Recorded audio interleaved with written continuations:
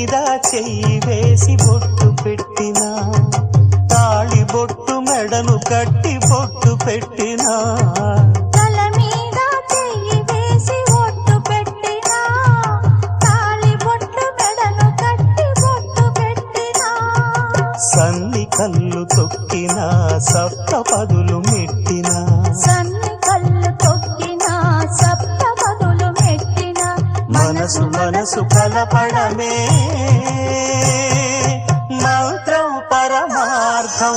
శ్రీరస్తు శుభమస్తు, శ్రీరస్తు శుభమస్తు. శ్రీకారం చుట్టుకుంది పెళ్లి పుస్తకం, ఇక ఆకారం దాచుతుంది